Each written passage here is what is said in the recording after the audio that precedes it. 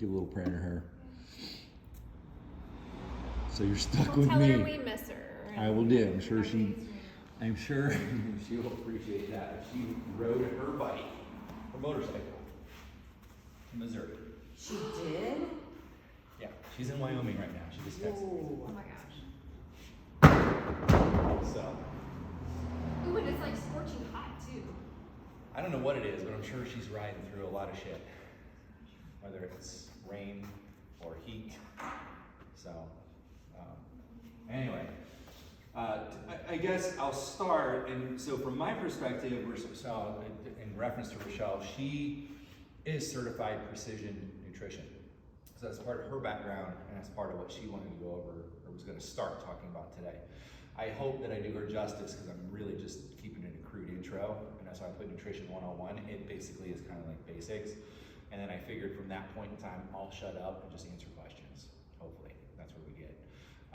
But the premise is, and I've always kind of discussed it this way, nutrition for me, and my wife can attest to this, she thinks I'm an anomaly where I'll just eat food because I know that it's good for me. I really don't give a shit what it tastes like.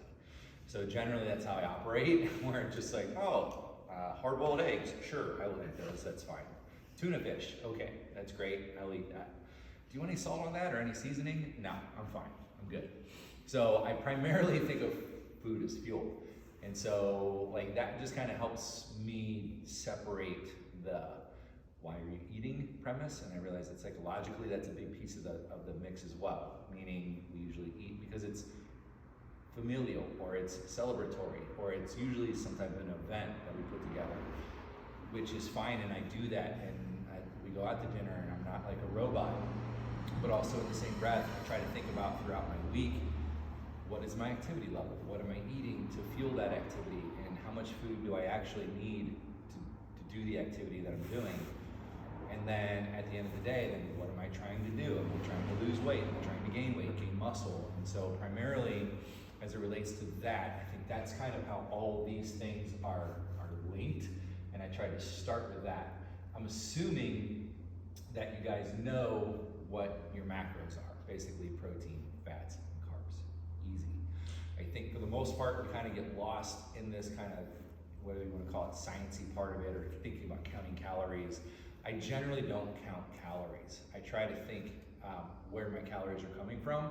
So in that regard, I can sort of, through habits and through consultative and through asking questions, can kind of figure out genetically and activity-wise, what are we all predisposed to? Because your genetics are different than mine, and your activity levels are different than mine. So I'm not gonna say, yep, this will work, this works for everybody. That, you know that's not true. It doesn't pass my sniff test. So I try to think strategically and say, what is your predisposition? What do you generally do? Do you do a lot more cardio? Do a lot more strength training? Are you growing? Are you older? Are you a female? Are you male? And so all of those things take into account, how many calories do I need? How much protein do I need?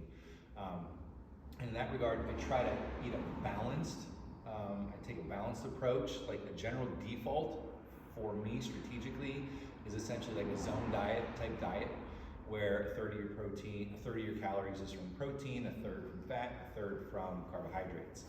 And in that regard, it kind of gives you a good baseline of how do you feel? Are you gaining weight, losing weight?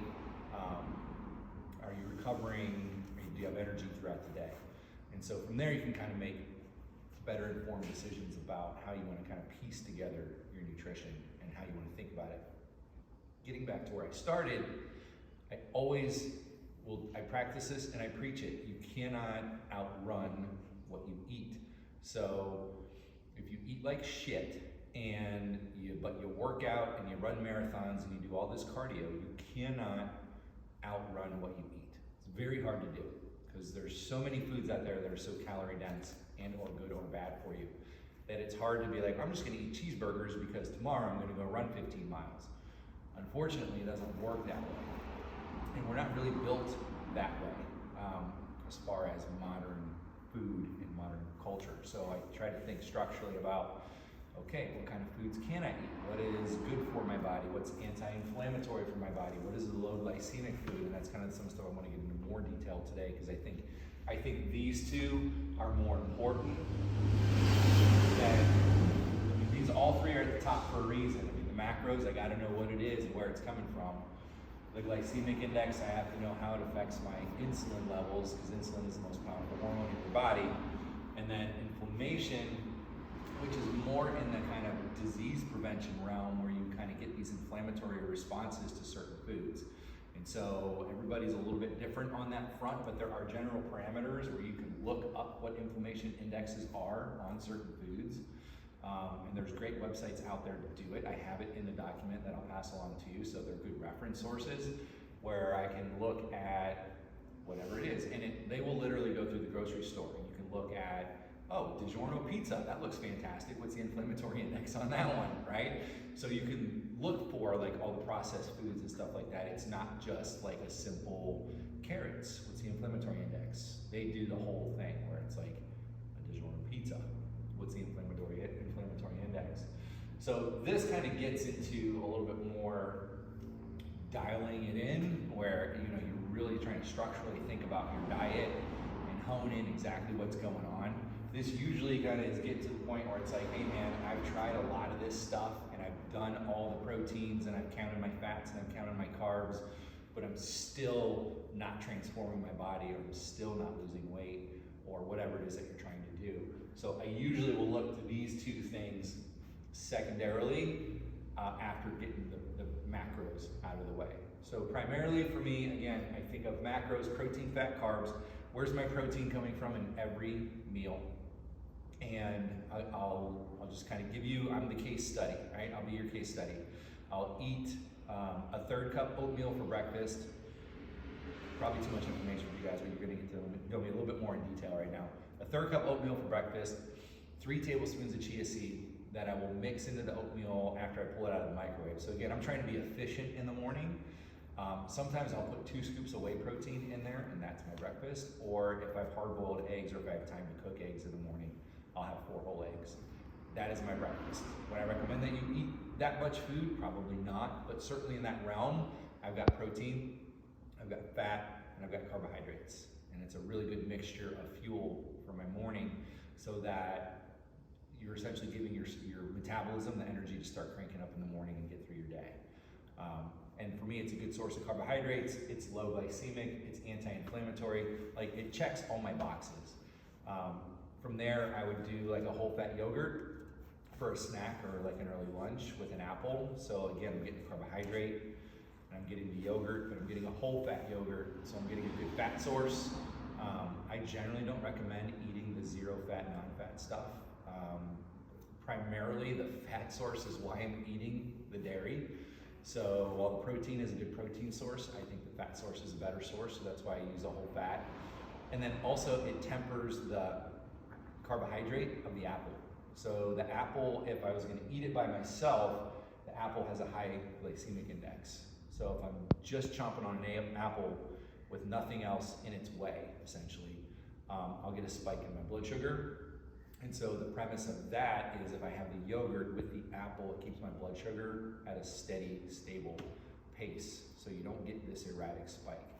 And that's kind of where you dig into like higher level stuff, where it's like, okay, I've got my macros down, now can I control my blood sugar? Because primarily this second tier here is where you're gonna be able to start to transform, manipulate, manage, change your body.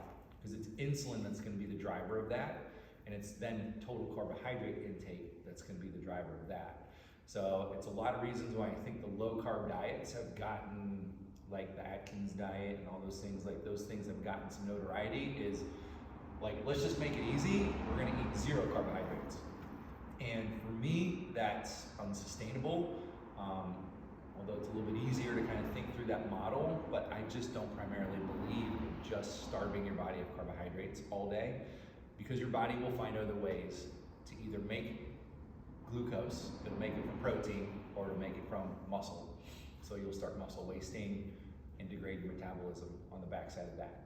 So all of those things kind of are working against you, right? So at the end of the day, if you've got macros nailed, step 1, done. And then I have a grocery list, I'll send that to you guys. Glycemic index, I start to think about structurally, okay, where are my carbohydrates coming from? I don't do a lot of cardio. I don't need a ton of carbohydrates. I work out probably as much as you guys do, 3 to 4 days a week. This week sucked, but I generally try to work out 3 to 4 days a week. It's mostly strength training. I'll push sleds, I'll do some rowing, I'll do some cardio, but I'm not out like pounding the pavement for 10 miles. So I don't necessarily need a ton of carbohydrates. I'll default to getting more fat in my diet. I will supplement with fat. So I will take, don't judge me, I will chug cod liver oil. I will use coconut oil for my, I will use coconut oil. You can, I know, it's like indigestion right here. I'll use coconut oil for my salad dressings because I want that fuel. Coconut oil is a medium chain triglyceride. We can ask questions about that later. It's a whole different topic, but I like the fat source. I'll use avocados in my salad. There's my fat. So from that perspective, I try to pull more out of carbohydrates. So I don't eat bread, that's a refined carbohydrate. I don't do a lot of rice, although that's pretty good for you. And baked potatoes, sweet potatoes, I'll usually eat with lunch earlier in the day. But I'm trying to limit that glycemic index, or sorry, the insulin spike that I would get from eating carbohydrates, because I don't necessarily need it. And I'm more thinking about my recovery and staying lean. I'm training for don't get fat, don't get a dad bod, like, Oh, come on, that's in right now. no, it's not. It was never cool. And so I want to think about like structurally, like what do I need to do to just stay lean? The other side of it is like, I don't want to be a fat strength coach. Like I think about that shit too. And it's just like, I want to stay lean and I want to stay healthy for my kids. And at the end of the day, that's kind of my motivating factor is I want to be able to run my little 3-year-old into the ground as long as possible. I don't know how long it's going to last, but I think I got at least another decade before I think about it. But those are things that kind of cross my brain where it's important for me to stay lighter and leaner, and to not overeat on certain foods. That kind of gets into the fasting component that I want to talk about next. But I structurally try to think about that, and that's kind of why I'm a little bit more robotic with it. I'd say more unemotional as my approach to food as fuel. I'm trying to think about what is going to give me the best energy source. How can I eat to continue to stay lean and then also have energy throughout the day? I basically want to crawl into my bed on an empty tank. No blood sugar, no extra glucose in my system. I'm crashing out and going to bed. So that's for me why that glycemic index is pretty important, and I think structurally about where my carbohydrates are coming from. As it relates to carbohydrates, there's a list of carbohydrates. The easiest way to think about food in general is single source ingredients, like oatmeal, like steel cutouts, like a sweet potato, not hash browns, not French fries, not pasta. Like those things are refined carbohydrates, and we are built and we're designed to use the simplest form of whatever the ingredient is. So, yep, you can season it and flavor it however you want, and calories kind of sneak in on that side too, or it's like, I'm gonna use this sauce. Well, what's in that sauce? Is it inflammatory because it has soy sauce in it? Hell yes. Does it have fructose in it?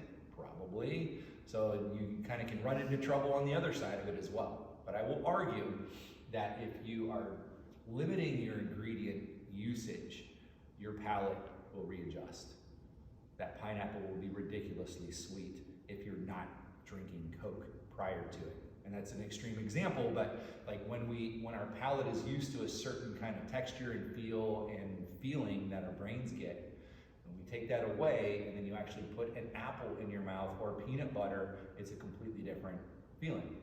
So those things are all related, and you actually will improve your glycemic awareness and your glycemic index because of that. So tips on lowering your blood sugar and lowering your glycemic, and these are kind of some of the things that I found, like 3 easy things to think about. Physiologically, we cannot burn body fat in the presence of insulin. So it doesn't matter if you're male, female, whatever, anything. Cannot burn body fat in the presence of insulin. So if I ate a pound of pasta and then came in and work out, there's no chance in hell that I'm gonna get into a fat burning zone. It's just not gonna happen if that's my goal.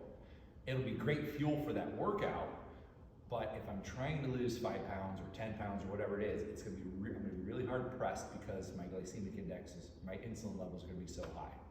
So ways to kind of lower insulin are combining foods. So not just eating a single source protein or carbohydrate, combining it with another protein and a fat. So eat a mixture of fuel.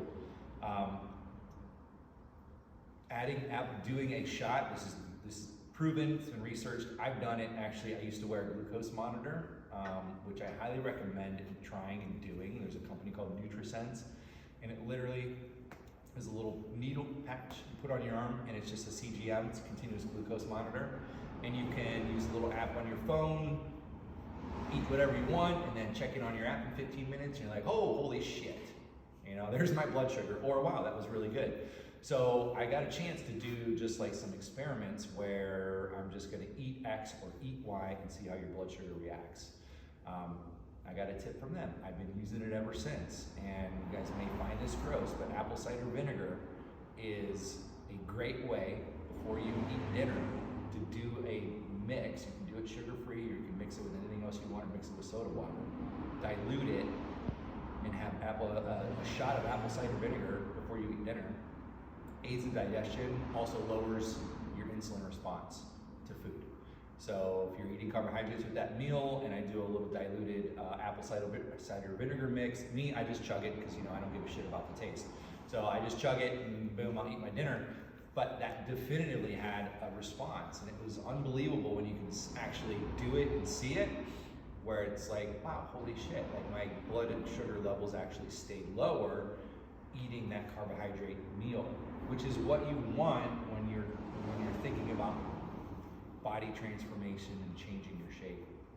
The third way, and this is the easiest and simplest thing to do in your day, after dinner, the last thing you do, I don't know what your routine is, but go for a 20-minute walk. And just doing that, and I did this as well. I wouldn't tell you guys to do anything that I haven't already done first. I usually walk the dog anyway, so I just started taking him on a little bit more, not just a pee poop walk, but actually an extended 20-minute walk around the block, which he appreciates. But I try to do that, like after I put the kids to bed, I'll take a walk around the block and climb a couple hills, and I come home and go to bed, and that actually will help keep your blood sugar lower as well, especially as you sleep. So you're kind of heading into a blood sugar crash as you're going to bed, which is a good thing. It'll help you fall asleep and help you stay asleep longer. So that kind of, like that glycemic index is definitely, it's number 2 for a reason. It's important, so you want to think about where your carbohydrates are coming from. Do you want to not eat them? No. I don't think that that's the right answer, and I don't think that humans are built to just be protein and fat eaters, unless you live in the extremes somewhere. If you're an Eskimo, I get it. You don't have fruits and vegetables up there. You're eating whales and seals, whatever comes along the shore, salmon. But I certainly think, like in general, we want to fuel our bodies. We just don't want to overfuel our bodies, and we want to think about that response and how it reacts in our system. Inflammation. You guys have any questions on that? Go. I do. Yeah. Okay, so a couple of questions. I see a lot of like apple cider vinegar like supplements now. Yeah. Are those as effective if you work them in with like your vitamins or not, or still take the little shotty shot? I would say they're probably as effective. I don't know enough about them because I've seen like the apple cider, they've got like the gummies, right? Yeah. And so, but I think that those are sugar-free. Yeah. If they're sugar-free, I would say yeah, they would probably have the same net effect as like Bragg's apple cider. I just am like old school Catholic, so I like kind of like just suck it up and take your coffee below. So that's part of it on my side, but no, I mean those things can get expensive on one side, but also on the other side, they're probably equally as effective because they're just using those simple ingredients. Second question is, what about the timing? So I've heard from a lot of trainers and stuff, and people who are like, do not eat after 7 p.m. or something like that. Should you try to like wind it down a few hours before bed or what? Yeah, and I would say generally not because of like it'll inhibit.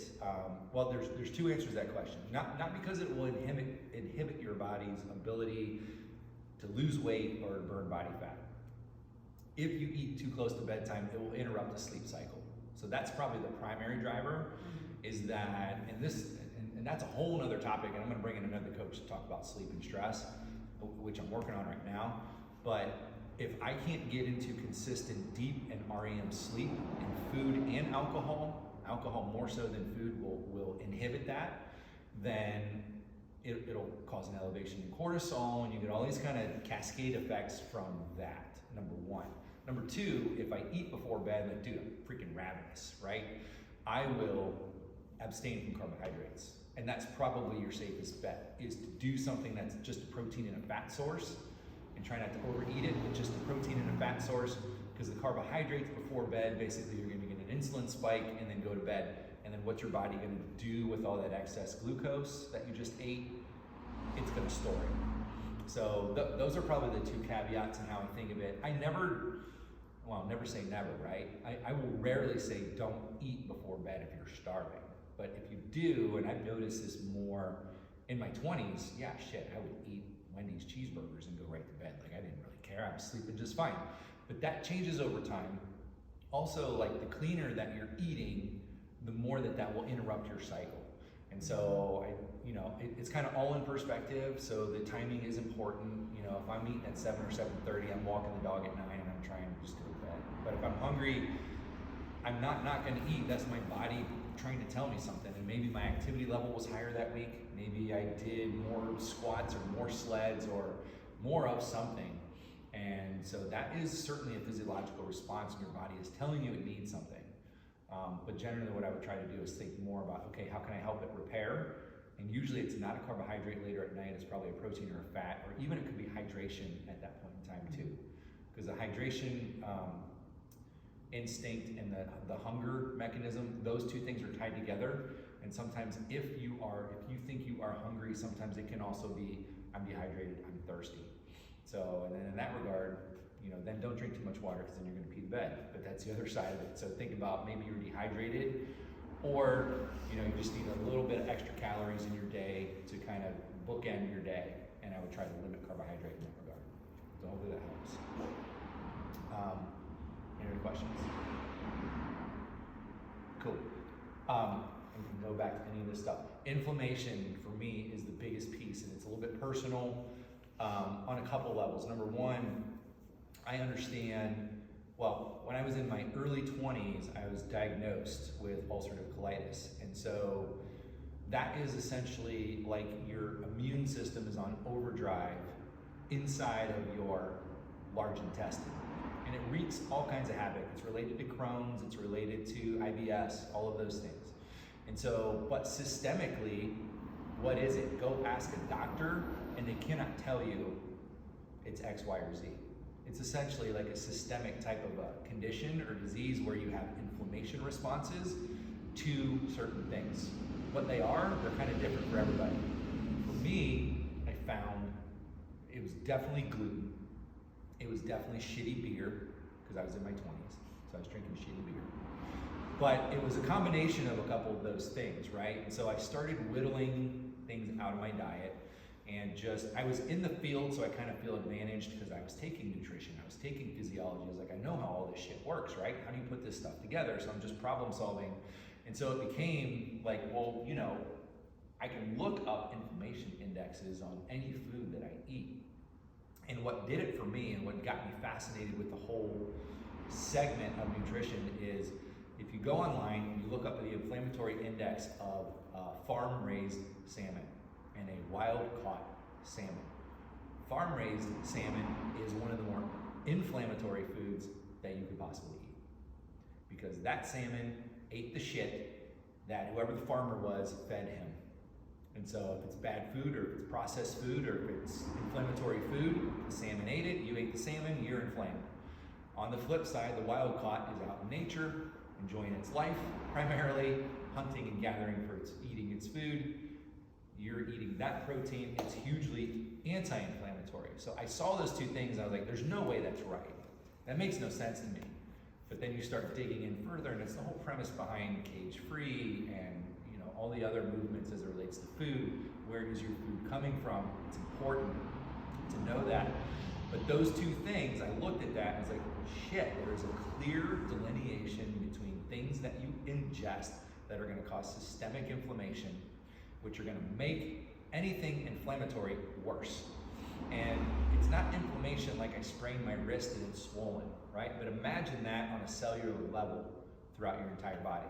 So that salmon, farm raised, will cause inflammation systemically in your body. Not just your colon, not just your, wrist, or whatever it is. It's your entire cellular structure. So that's essentially, and a lot of people are researching and looking at this right now as it relates to causation of chronic disease.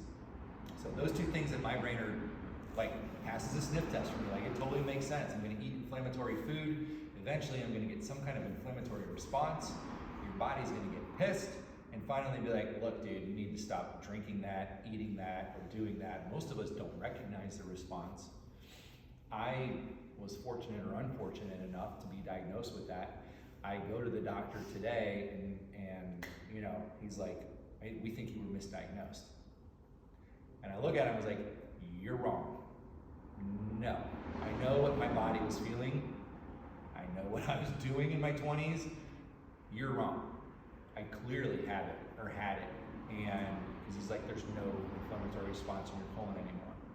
And so I tell him what I eat, and he looks at me like I'm a lying, he's like, there's no way you eat that. And I'm like, yeah. And so that's part of the back and forth as well.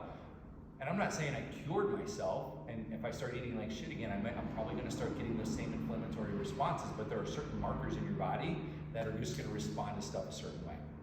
And you gotta be able to kind of listen to that stuff and be in touch enough with your body.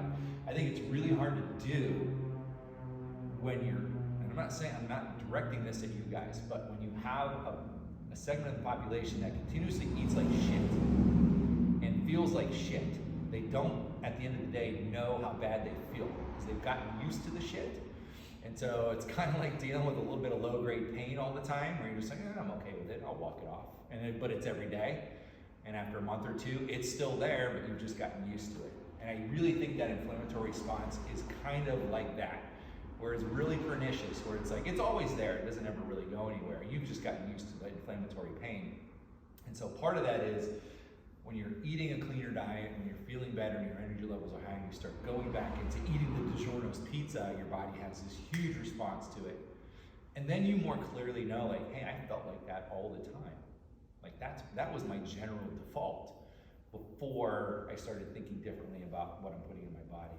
So the inflammatory response for me is personal, but it's also, as it relates to humans in general, it's applicable to everybody, because none of us is immune from an inflammatory response from anything. It's just a matter of how aggressive is it, or how does it affect you, because it's gonna affect you guys differently than it affects me, and that's fine, but it's not to say that it doesn't still affect you on some level.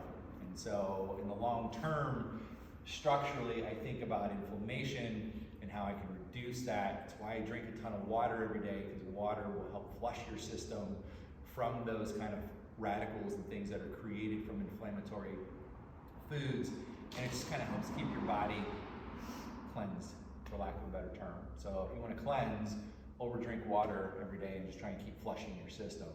Single-handedly, that's one of the bigger things that I've found has helped, and as it relates to inflammatory responses, staying hydrated and drinking plenty of water.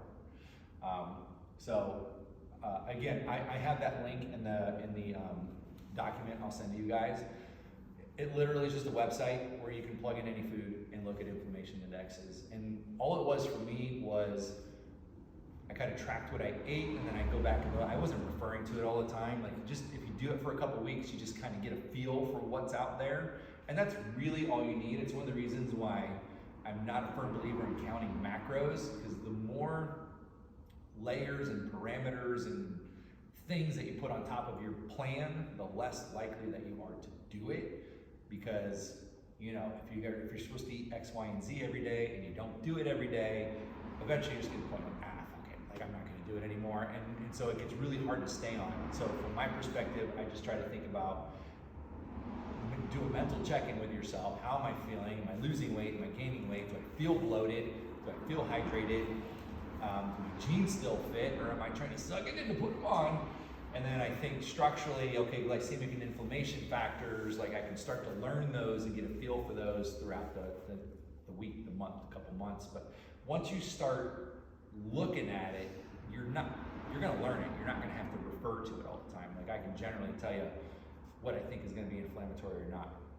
And that really simplifies your nutrition, at least as it relates to me. Like I don't think that I'm not trying to overcomplicate it, I'm trying to simplify it. The simpler the better, and the simpler the more you'll have a tendency to stay on the track. And so again, it doesn't have to be perfect, but the more that you know, the more confident that you are with kind of what is actually out there, because 99% of it is like shit. Like 99% of the grocery store, you should just not go through. Just stay on the outside edge, check out, and get the hell out of there. You might have to go down the middle to get oatmeal, but that's it. But I just try to think, okay, how can we simplify that whole thing? And then get to the end of the day where it's like, I have a really solid plan that works for me. And then in that regard, I can create a template that you guys can kind of start filling in the gaps, because I prefer this, or I like this, or this is a good, I like this. And so you can start comboing and creating your own meal plans and kind of understanding why the proteins, the fats, and the carbs go the way that they do. Fasting, and the last two here, fasting for me, I kind of, I'm black and white about this personally. I think fasting, it's kind of a fad right now. There is clear research though that it does work and that it does help different physiological processes. It helps slow aging.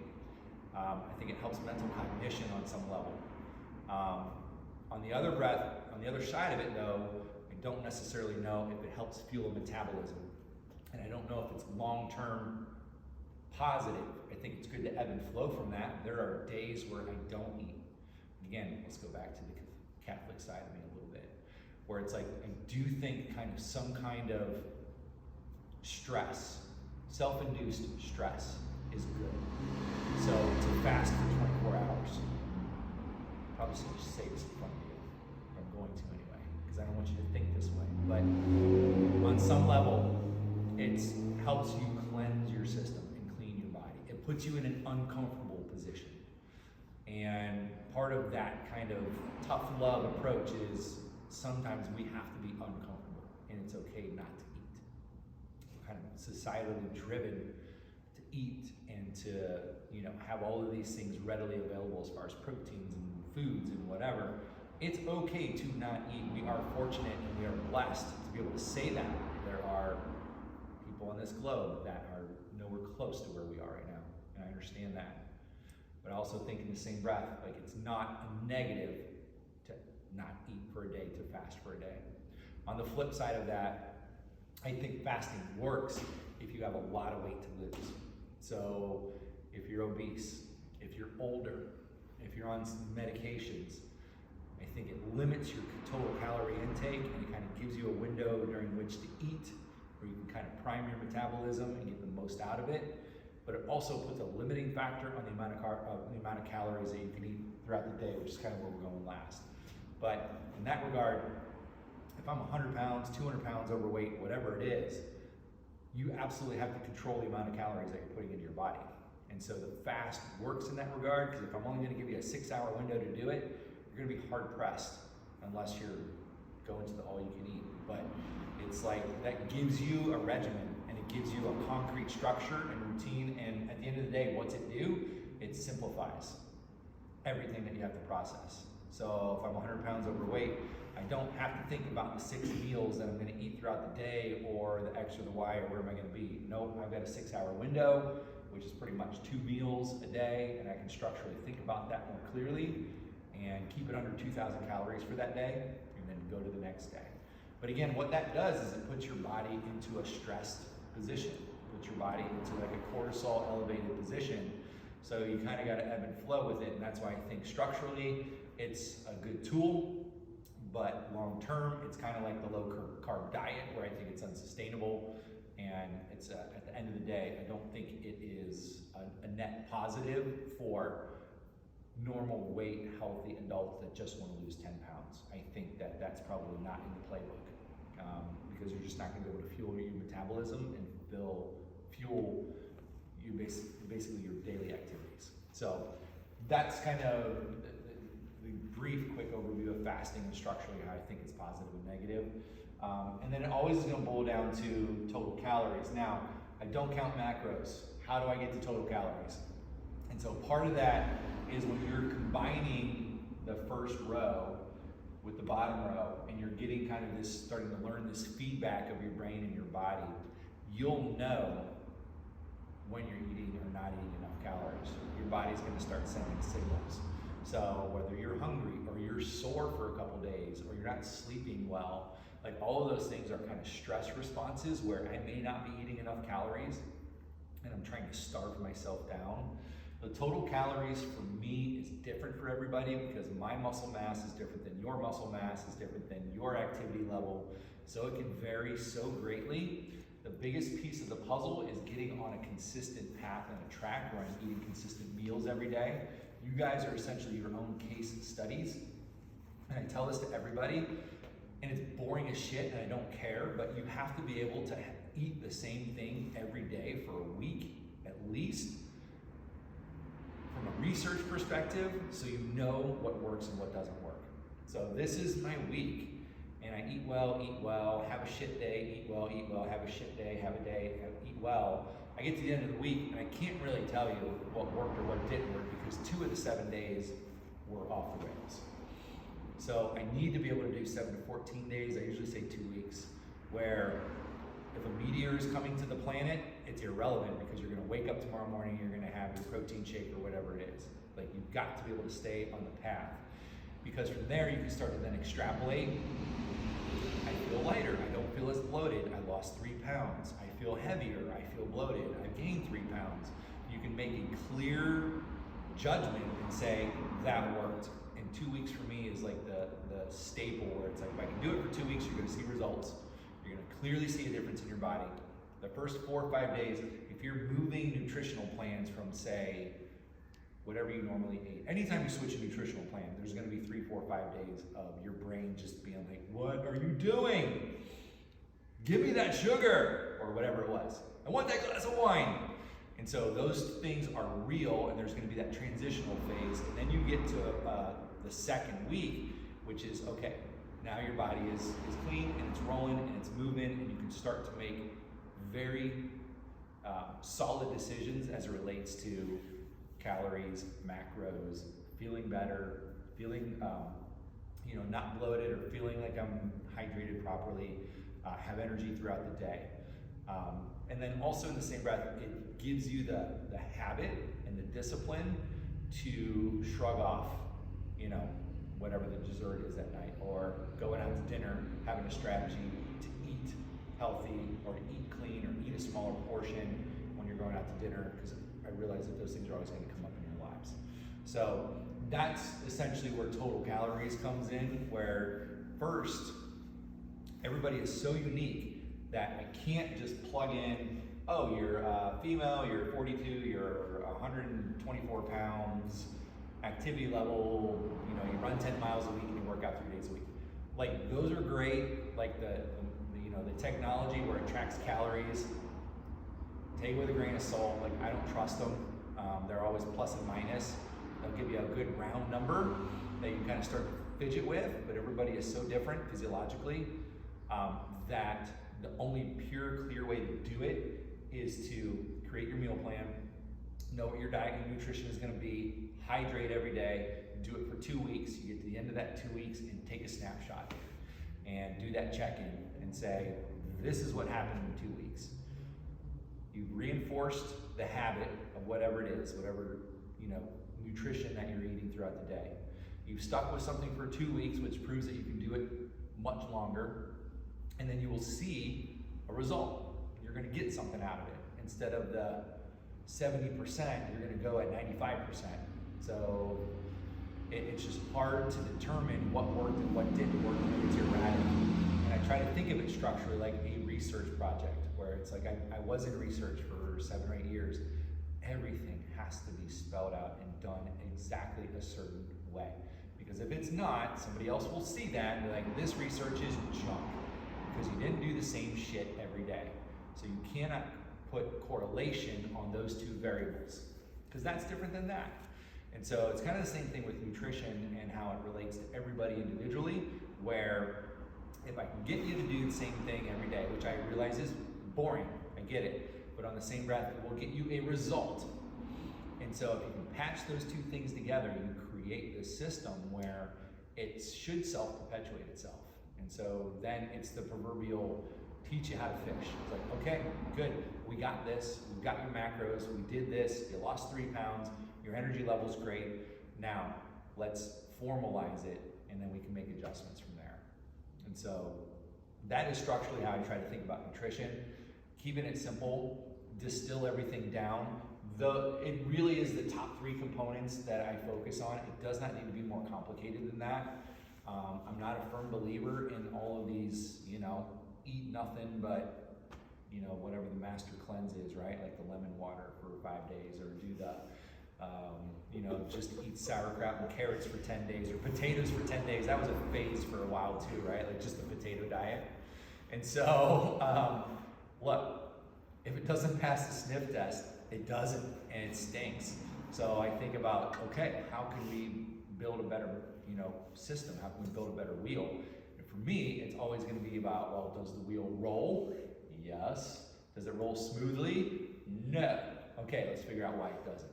And so why it doesn't usually is these 2 things, glycemic index and inflammation.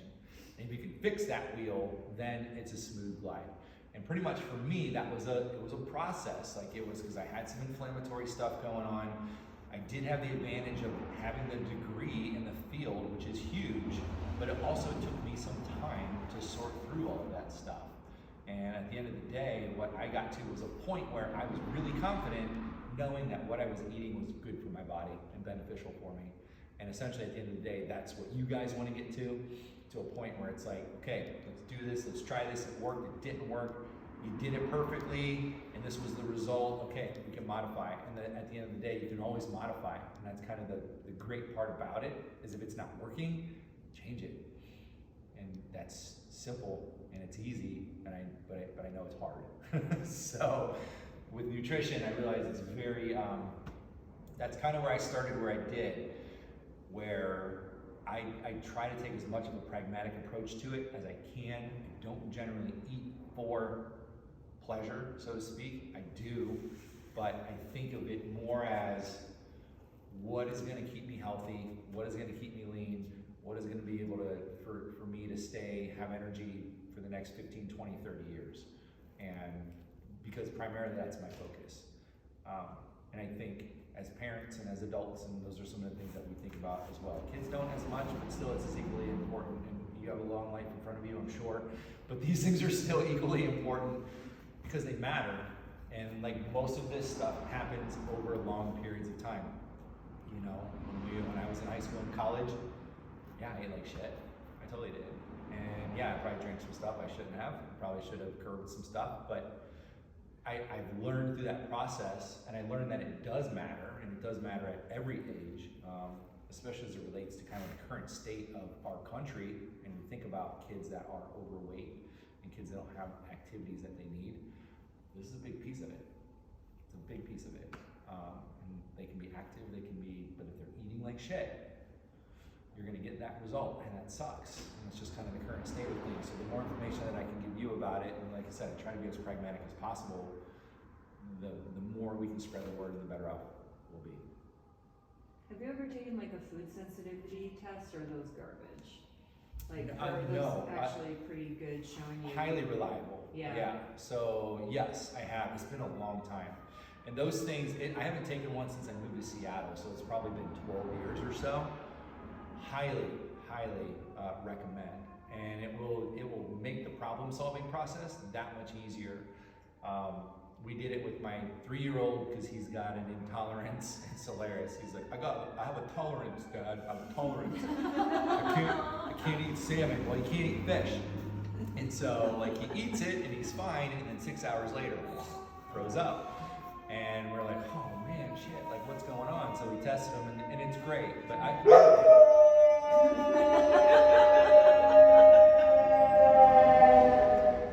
That's awesome. Yeah, that was great. Thank you, Rudy. This is being recorded, buddy. danger. One of the funniest things, like last summer when it was like 115 degrees that week, I had the top off my Jeep and we were driving up 15th and a fire truck drove by and he's in the back of the car just howling at the moon and everybody around me just laughing their ass off. It was so funny. I love that about that dog. I've never had a dog that howled like that. It's perfect. It's hilarious. right awesome. The right key. Totally. But getting back to allergies, yeah, I highly recommend, and it helps us the problem solve, the solving problems like what is actually causing inflammation, and that's where I discovered gluten essentially. And look, as a default, we probably all generally have some type of allergy or allergic response to the processed gluten that is now in our foods. So I think that is a general, like I hate to general swath everything on that one, but that is one that I can probably say without a doubt of the 330 million Americans, 330 million are probably get some type of allergic reaction to gluten that's processed in our foods. And so that is a big problem and it's a big piece of the mix, but that test will give you not only, yeah, you're allergic to it, but it'll also kind of give you a feedback like, whoa, you're really allergic to it, so you'll get a severe response to it or a lighter response to it, and they can grade it as far as, you know, how allergic you are to something. So yeah, highly recommend, and an easy place to start too, as it relates to elimination or be on the lookout for. Do you generally eat more or less on your workout days, or do you just stay sweet? Yeah, I eat a little bit more on my workout days. So because my non-workout days are usually like truly non-workout days, like I'm chasing a kid, which is energy in and of itself. But in the same breath, I'm not working out. I'm not doing high activity levels. So interestingly, I've been tracking, like I talked about, like caloric expenditure and caloric counting. Like this watch, it's a Whoop watch. If you guys have ever seen this, so I bought it primarily to track my sleep. So I have erratic sleep patterns, and part of it is just the nature of this job, where there are mornings where I'm waking up at 3:30, and there are other mornings where I'm waking up at 6:30 or 7. And so it's just an erratic, like circadian rhythm kind of situation. So I'm trying to be more consistent with my sleep. But what it does, it also tracks your heart rate, it tracks your O2, it tracks 8 or 10 different variables. And so from that, it probably gives you a pretty decent caloric value or caloric expenditure for the day. And it's really interesting because like I said, I generally don't sit down and track.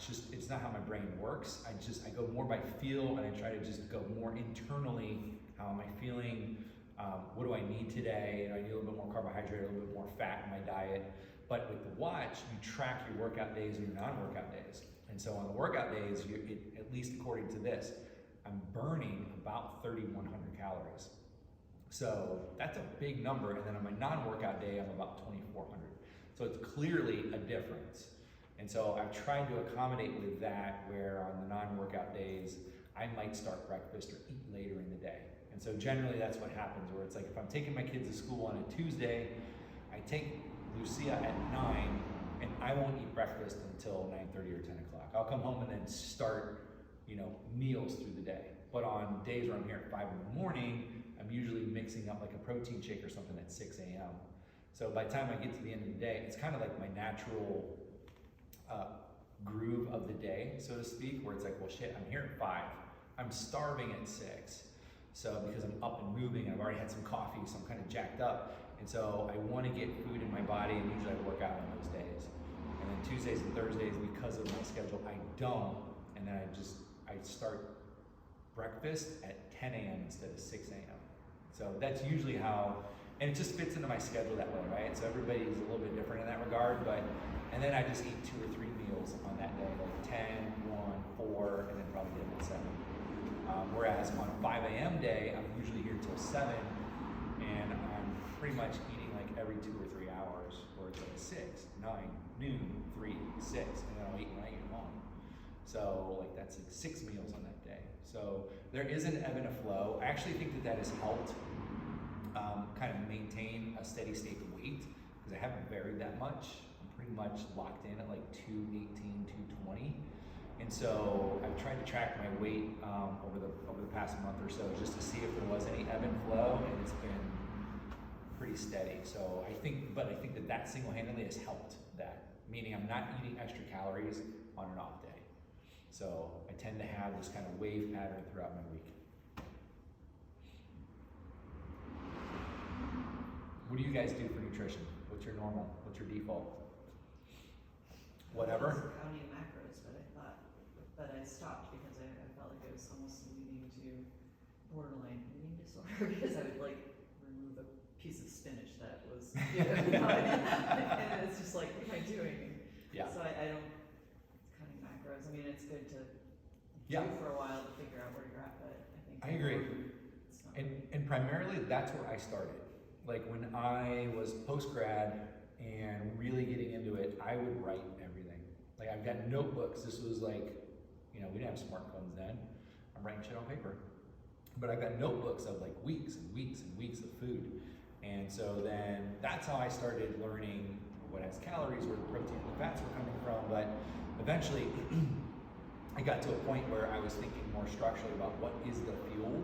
And in that regard, like coconut oil is kind of the perfect case in point of this, where I use it for a reason. It's a medium chain triglyceride.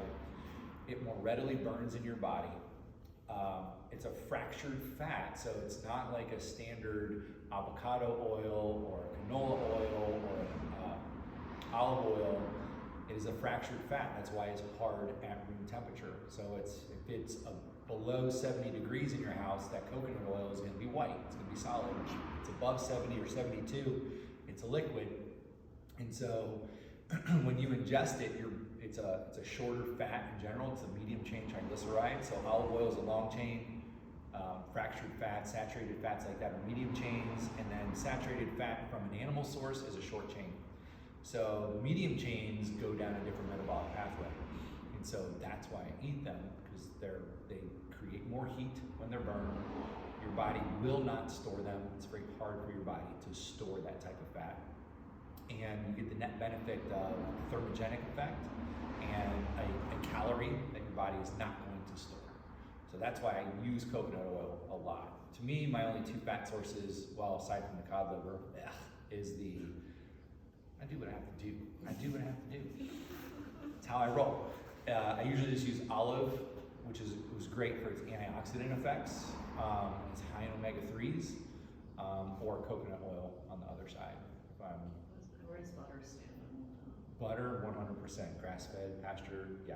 Like as long as it is not a majorly processed butter, yeah, it's a good fat source. Yep. Big fan of the bulletproof coffees, if you've ever tried that. Big fan. Butter, coconut oil, cinnamon, something else. Cream, might be creamy. Fat bomb, basically, right? But that's what you're using for fuel. And so I know fat has gotten a bad rap, and I'm here to tell you that it's wrong. And for the most part, it's beneficial. It's good for our hormones. It's good for our immune systems. It's good for our brains.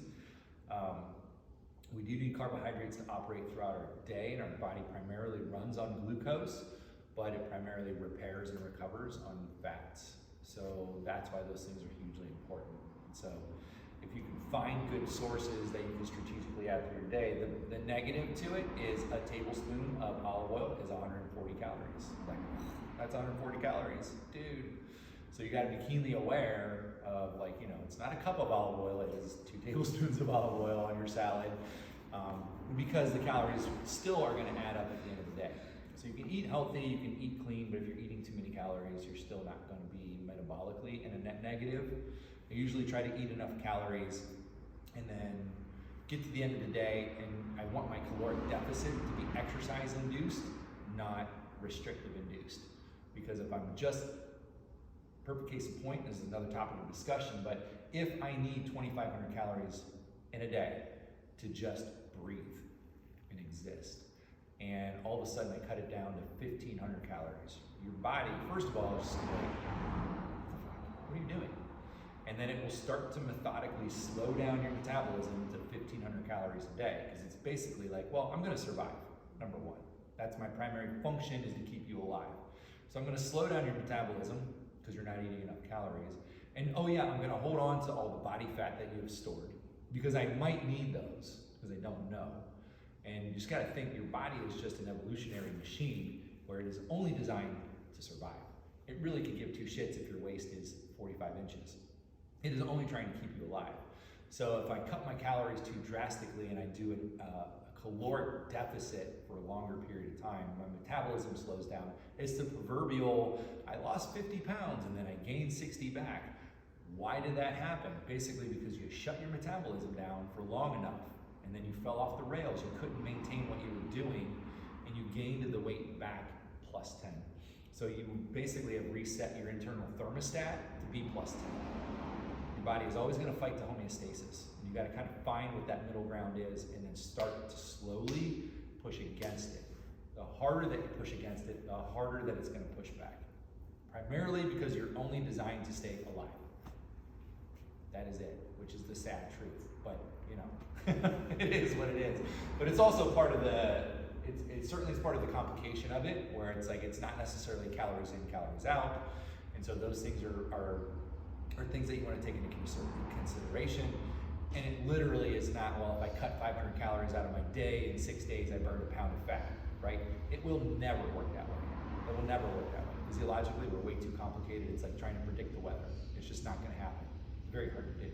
So all we're trying to do is put the best ingredients in, generally track where they're coming from, how I feel and what they're doing, and then making incremental adjustments moving ahead. It's probably the best plan to do it. It just takes time. And inherently, like, it will never be a pill. It will never be a secret exercise. It will never be the 8-minute abs. It's not gonna be any of that stuff. It's gonna be just kind of leaning on something over time and just being relentless with it. Not being perfect, but being relentless. And so you can overcome a lot of stuff that way. But primarily, especially as it relates to nutrition and health and wellness, it usually is a factor of time, not a factor of how hard and how fast. And so in that regard, that's why this is important. That's why I put it at the top of my pyramid as far as I want to strength train for the rest of my life. I want to stay in shape and be healthy for the rest of my life, but I can't do it without this. Like if I had to do one thing, it would be this. If I had to give up squatting and deadlifting and all the fun shit that I do in here for that, it would be that.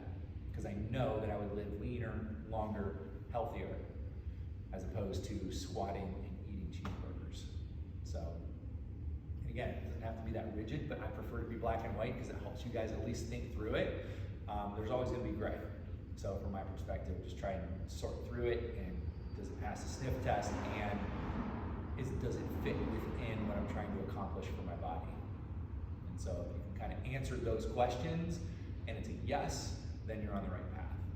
If it's a no, then you need to look for other solutions to it, whether it's eating more fat or eating less carbohydrates or eating a different source of protein. Those things are all important. If you're following more of a vegetable or vegan-based diet, like what are your good protein sources? Because there's a lot of crap protein out there. Yeah. Yeah. So like vegan vegetarians are probably the hardest. That's a very complicated answer. So, and I don't have a good answer. I know Rochelle will have a better answer for that. But strategically, let's just say I'm a vegan. That dynamic. So let's break down proteins a little bit. So you have animal sources of protein and you have vegetable sources of protein. And so the premise is an animal source of protein has the array of amino acids that your body can digest and readily use. It has all 20 amino acids baked into it in different animals or different ratios. Vegetable proteins do not, so they're partial aminos. So with the animal protein, let's just say it's a chicken breast. So you have this array of 20 amino acids. On the broccoli side, you've only got 5 amino acids. So if I'm a vegan, your body wants the wide array of essential and non-essential aminos. So you have to know, and this is a whole other learning curve, you have to know strategically, well, if I pair broccoli, and this always pops into my head because I know that it's a complete protein. Red beans and rice. Red beans and rice is a complete array of protein. So if I'm vegan, vegetarian, that source of carbs and protein and fat together is a complete array of protein. And if you're not getting the complete array of essential amino acids from your proteins over time, it degrades muscle tissue, bone density, a lot of other things that happen with people that don't eat a wide variety of foods on that type of diet. And I'm not saying it's good or bad. It's just different, and it takes a different thought process behind it. And I'm not saying that it can't be done. Of course it can be done. I personally like eating a wider array of foods where I'm getting different protein sources and different vegetables and different fruits. But as a vegan, it's a different challenge, and it's a highly unique challenge because you have to strategically think exactly where those proteins are coming from. So in broccoli, I think there might be 3 grams of protein per cup. It's not a lot. Is that enough for your body? I would say no. And then, but what other pieces of the puzzle are you putting with that? Are you eating some rice with it? Are you eating any type of legume with it? Are you eating almonds with it? Are you eating this array of different foods that are going to give you the essential aminos that your body needs? So it's a different thought process and it's a different strategy. And I'm not saying it's right or wrong. It's harder for sure. And strategically, it's a little bit harder because you got to kind of keenly be aware. Specifically if you're working out, and if you're training, or if you're an athlete. So those things take on a different feel, because if I'm an athlete and I'm a vegan, my primary focus is going to be recovery. And so am I getting enough protein and enough fat in my diet to recover? And so that is a hard answer to that question, because it takes a wide variety of proteins, of vegetable proteins to create that structure. Not better, not worse, just different. And so I don't have a solid answer as to what that would look like, but I just know strategically the difference is in the amino acids that actually make up the protein that your body uses to repair, recover, fix itself, sleep, all of those things. So they're all kind of integrated on some level. And so you got to kind of think on a different level if you're vegan, vegetarian, and try to think a little bit more structurally about where your calories are coming from. And probably put a higher emphasis on fat intake as well in that regard. Be hugely important for recovery. Yeah, I'm not vegan or vegetarian, but I do try to eat it very sparingly, like animal protein sources. Yeah. And I try to definitely eat more vegetables if I can. I agree. Yeah. And I think we've gotten into the situation where we just overkill protein. Yeah. Like protein is not, dude, you don't need to eat 500 grams of protein a day. Well, they say, it should be it's not like the big steak on the middle of your plate. It's like, it should be Fist. a little bit, and then a salad or a bunch of broccoli and, A great meal plan and a great way to structurally think about it. I was taught this 20 years ago when I was working with a buddy of mine in Cincinnati. His name's Jim Riggs. But, he's this giant man, 6'5", 275. He's like, I eat steak like this big. I'm like, dude, your fist is huge. Of course. But he's like, it's a good way to think about it, because he did nutrition all the time. That's what he did. He was a bodybuilder. He worked with other bodybuilders. And so essentially, he's like, take your plate. Here's your protein. Here's your carbohydrate. The rest is green. Mm-hmm. And that is essentially your meal, and that's the easiest way to think about it, right? So I've only got 3 things on my plate. And if you really want to simplify it, that's the best way to do it. And I think we get into this mode where it's like, I need more protein, and it's not, number one, it's not true.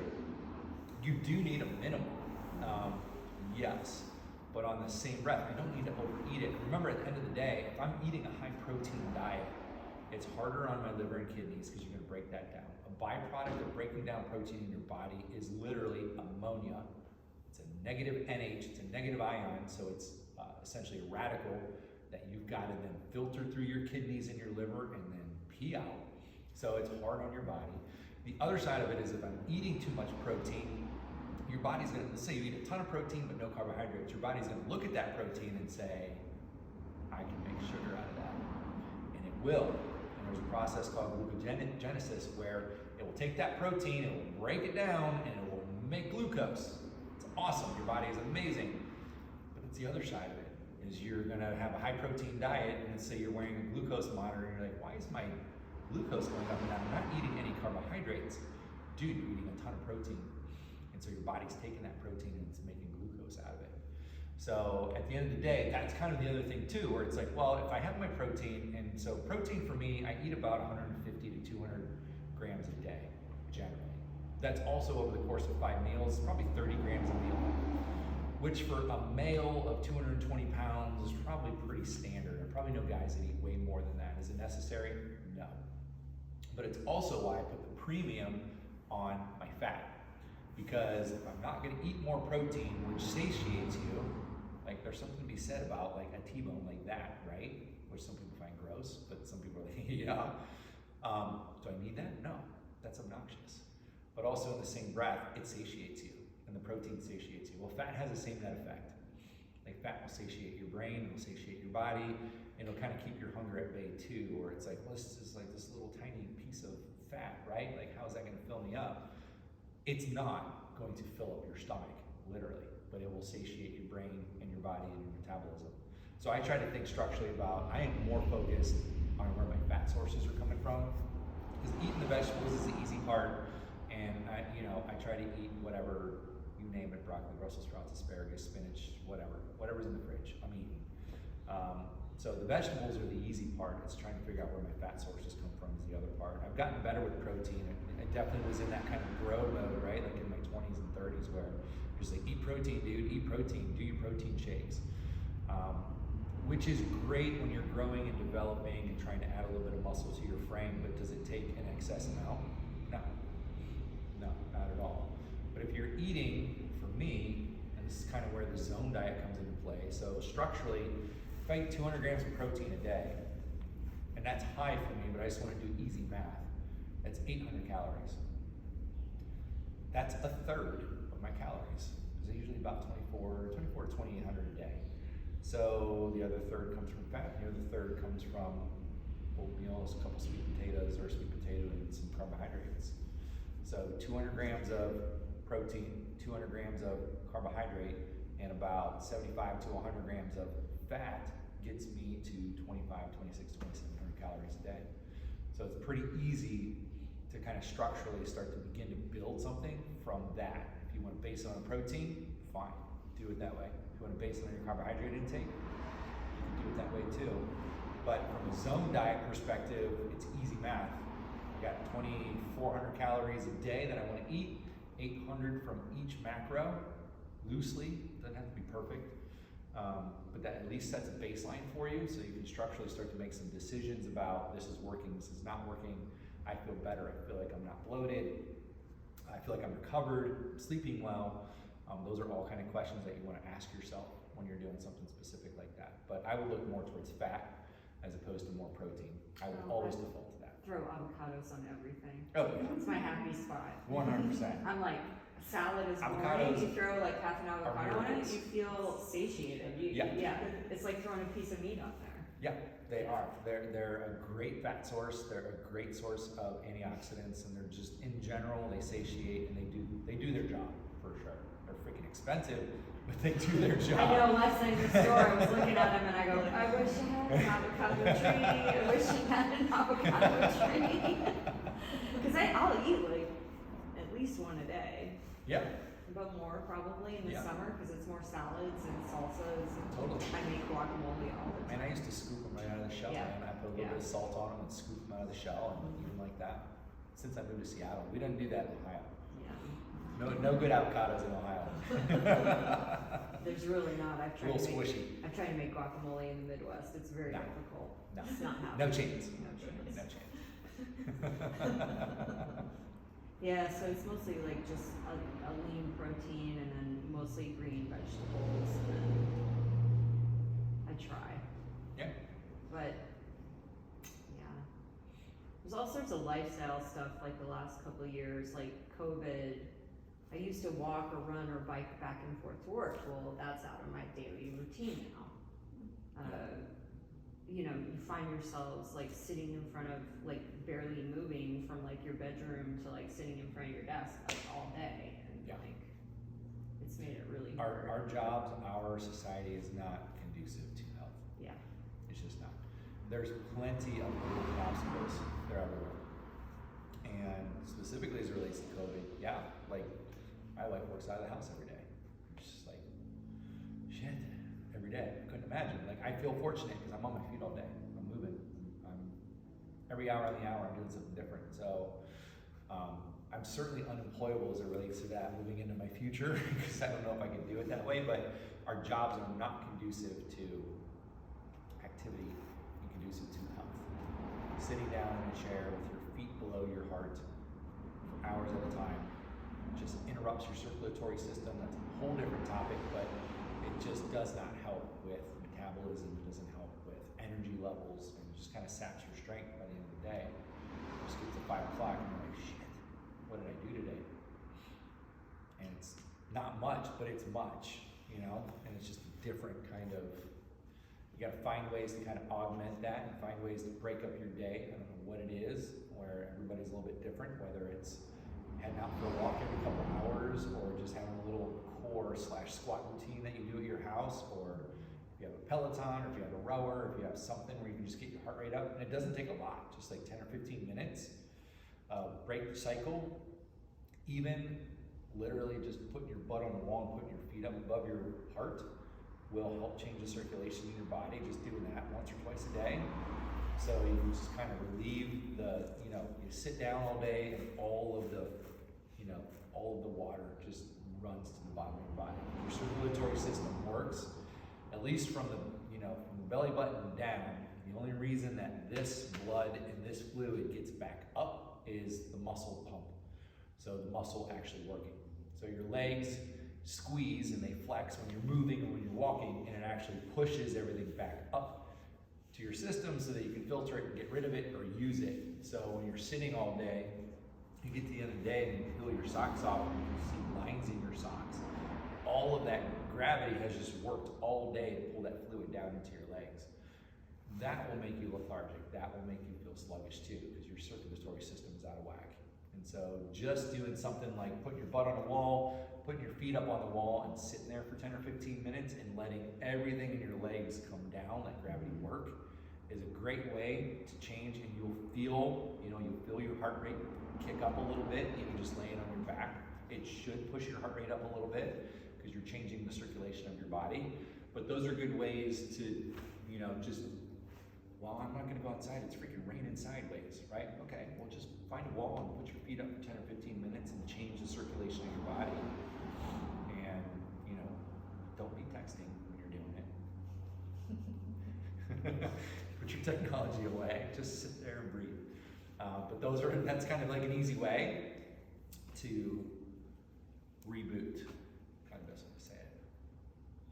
What And it's about important. timing for like pre-workout and post-workout for? A lot of it depends on kind of what your goal is or what your focus is for the workout. Like, you work out at 5 o'clock in the morning, there's no chance I'm gonna wake up early enough to eat breakfast. And also in the same breath, at 5 o'clock in the morning, you're in a fasted state. So you're gonna more readily get into a fat burning mode because you don't have any carbohydrates or glucose in your system.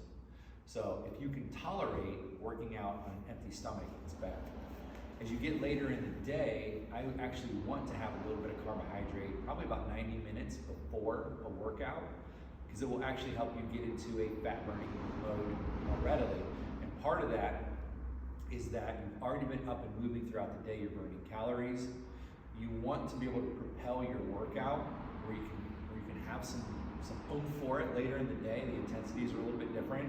So if you're training at 5 p.m., I would probably eat something about 3 or 3:30 where it's just a little mixture of protein, fat, and carbs, where it's a sustainable energy source, where I can push through that workout and actually be able to finish it stronger than where I started. But that being said, if body composition is my primary focus and my primary goal, I would try to work out in as fasted a state as possible, if I can tolerate it.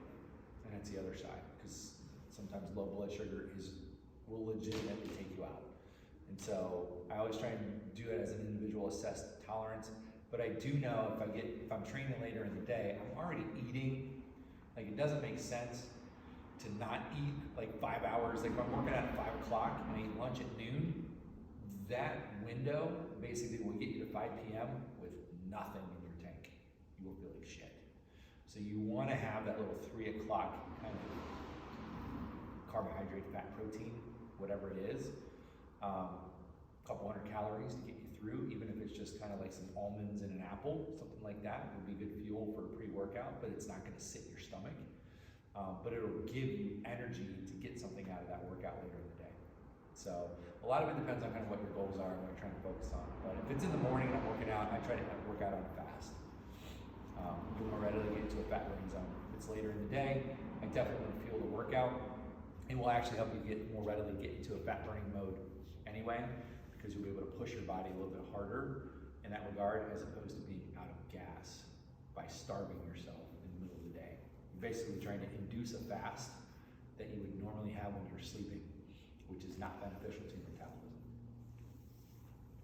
And then post-workout, say if it's more of a strength, what, is it more of a protein you should be eating afterwards, or? Protein and fat. Yeah, I generally would, unless I'm working out in the morning, I would probably add a carbohydrate to it. But I would say regardless of what the workout is, even if I'm going for a 10-mile run at 7 o'clock at night, I would come home and do just protein and fat. Don't give your body any glucose to recover. Specifically, if you're trying to lose body fat, lose body fat, that will help. You don't necessarily need carbohydrate to recover from a cardio workout. Your body will recover just fine with proteins and fats. Okay. So we work out at 5 usually, so when we have dinner, it should just be, you should not have the carb. Correct. Yeah. Generally, if kind of body fat loss is my goal, I'm gonna front load my day with carbohydrates. So while it's a zone diet, a third, and a third, I put the third of the carbohydrates up into the first 2 or 3 meals of my day. And then in that regard, I get to the evening and my blood sugar is going this way. So I won't have dinner with a carb at 7 and get a little elevation and then try to fall asleep. I have dinner with protein and fat, no carb, and then I start to get a crash. And you want the crash before you're going to bed. Or not the crash, but you want the downward trajectory as you're going to sleep. It'll help you sleep, it'll help you more readily get into REM and deep sleep, which are 2 important things. And again, it limits your insulin, which insulin will interrupt the sleep cycle and it will interrupt the fat burning cycle. Insulin's a bitch. Insulin is a jerk, essentially, but it is required.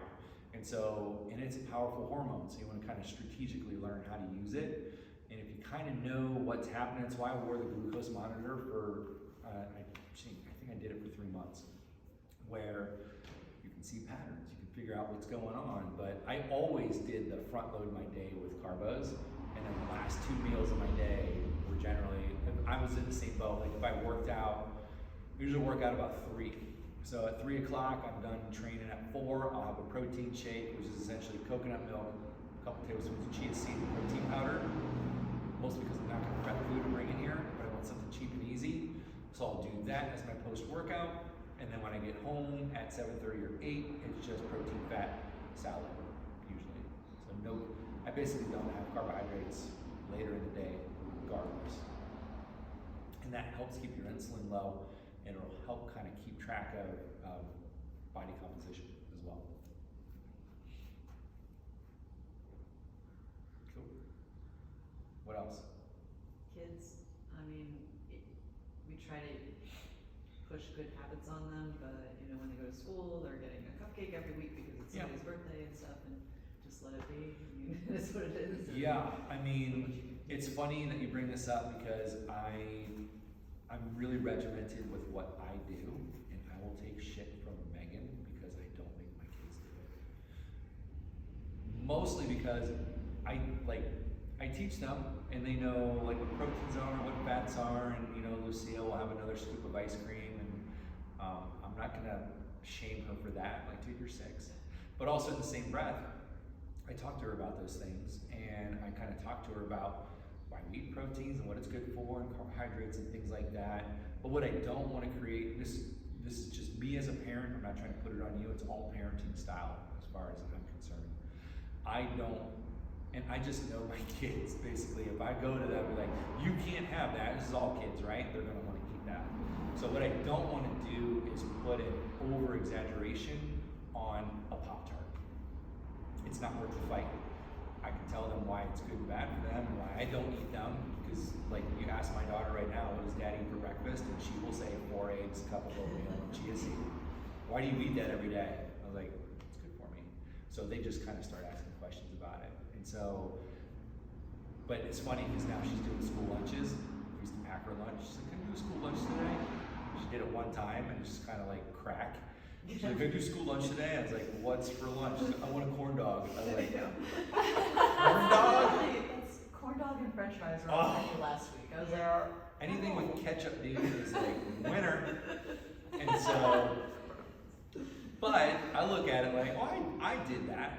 Right? I did the school lunch. I did the burger with the little square brownie and the great drink bullshit that I had for years. I was like, I'm okay. But what I do, I think, generally, maybe that's the reason, but I think generally, I just try to keep teaching them about it and make their own sound decisions. The last thing that I want to do is make food seem bad or off limits or like, don't do that. I want them to come to it eventually, and I just try to think, again, like, I'm just kind of leaning on them. Like, it's like, I'm just gonna lean on you for like the next 50 years, but I'll answer your questions, and yeah, you can eat school lunch, and that's fine. But when we eat dinner, and this is kind of, it still boggles my mind, because she'll go to lunch and eat a corn dog with french fries and ketchup, and then she'll come home for dinner, and we are like grilling flank with Brussels sprouts and whatever. Sometimes mom will make couscous or something like that, and they will eat that too. So it's like when they're with us, they eat what we eat, and if they're going to school, like maybe they'll have a school lunch, or the other day we went down to the playground and then walked back to the little shop mart at the end of the block of our block.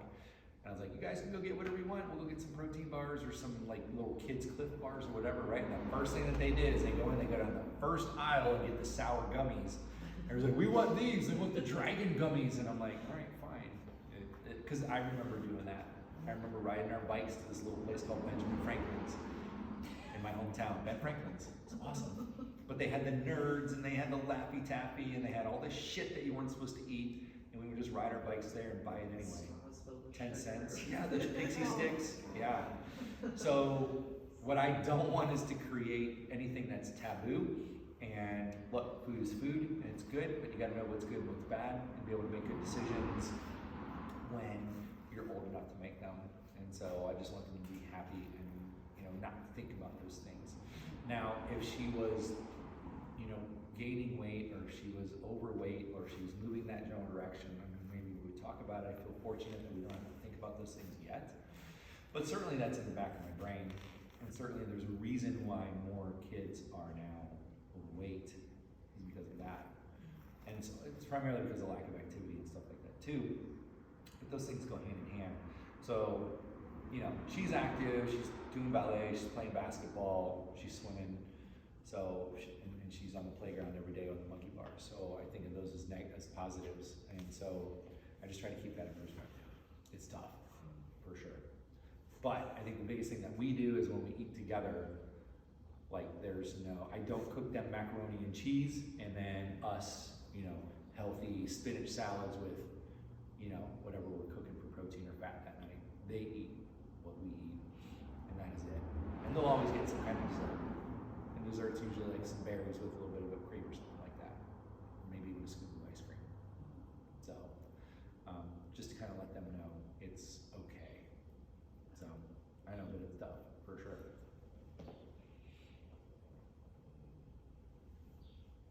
Good. Let's go eat.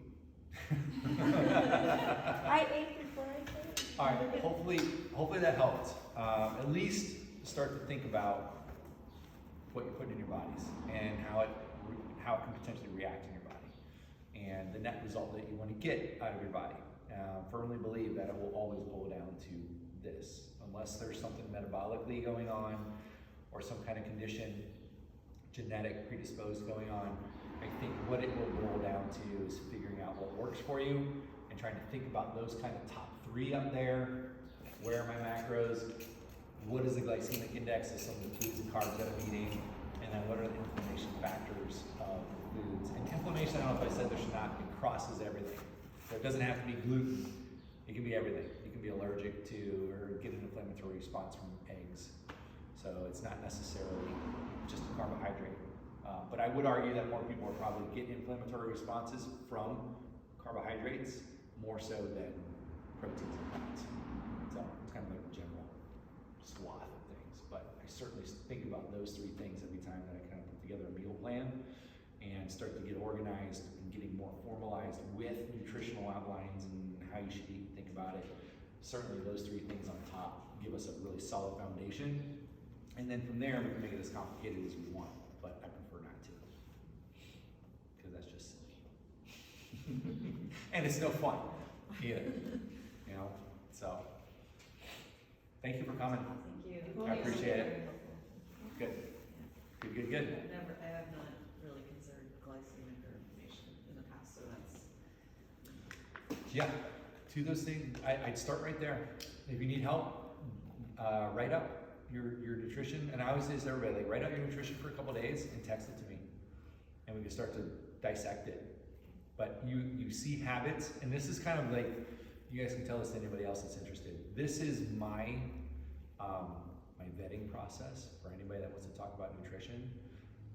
Okay, great, let's talk about it. Text me everything you eat for the next 2 days.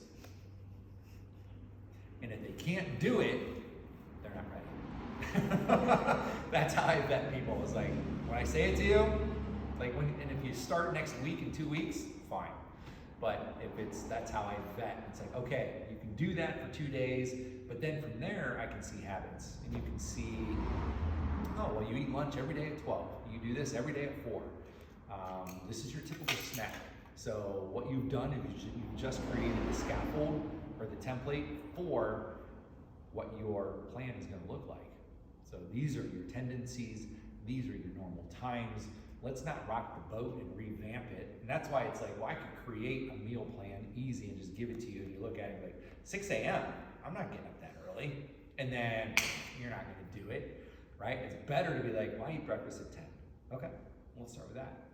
And then I build from that. So I'm baking it into your cake, not mine. And then I'm baking it into your day, not mine. Because if that's your habit and that's what you do, then that's where we start. And then from there, then we start to monitor and track and progress. And then we think about macros and glycemic index. But strategically, that's kind of how I operate, where you get into this ebb and flow of tendencies, what you do normally, and then try to think structurally, okay, instead of X, let's do Y. And then, okay, Y is boring, then here's your list of shit, don't talk to me about boring. Like, here's your 10 different things that you can plug into Y instead of the whatever Y is. Because that's the other side of it as well. It's like, you can do the same meal plan, yeah, that's gonna get boring, but if you have a list of things and kind of a strategy in there, like I tell everybody, like, if I'm starving on my drive home, I will stop at this gas station for 2 seconds and get a packet of almonds and a little thing of Landjaeger. Like, I just get a little bit of protein and some fat, and I'm fine. So, like, there's no real excuse to be like, well, I didn't eat for like 6 hours, I was starving. No, you can stop at the freaking gas station and pick up, 400 calories of protein and fat. Easy enough. But that little bit helps, where it's just like, well, I know that I'm not, like, I've got a meeting here at 2 o'clock, like, what am I gonna do? I can run up to the gas station, get to my meeting, and still be there on time if I didn't pack food or if I don't have anything. So you don't have to, like, be necessarily always focused on carrying your bag of Tupperware and I carry my gallon, but it's like, I don't believe in that either, where it's like so regimented, and it's like such a fine line, right? Like, you're on this line, and like, if you just fall off, you're gonna crash. Like, that's not how you wanna think about your food. Like, it shouldn't be that hard. Don't put that much pressure on yourself. Like, the lane is wide. There are plenty of options in this lane, but we just gotta know what our options are in that lane. And if we know those options, then I know I can get to this 2 o'clock meeting, swing by and get some almonds, be fine, and get home, and I can prep some food when I get home. And so I can consistently kind of think how I'm gonna fuel myself throughout the day and have a plan for that. So I think those are kind of the key important parts. Is it doesn't have to be concrete. Don't hold yourself to perfection, because you're gonna fuck up, and that's okay. But you gotta understand, like, this is my lane, It's not an edge, it's a lane, and I've gotta be able to stay in this lane as I'm going that direction. And so if you can stay in that lane and have all of these tools at your disposal, then it's pretty easy. Then you can get into the higher details like, am I losing weight? Am I losing body fat? How do my jeans fit? Do I feel better? And so then all those things start to sink in, but at least you're going that way and not kind of stuck at a four-way stop. Sorry for the cheesy road analogy, but it works. Cool. Awesome, thank you. I will email the document to you guys. I got all your emails. Thank you. Thank you. Appreciate it.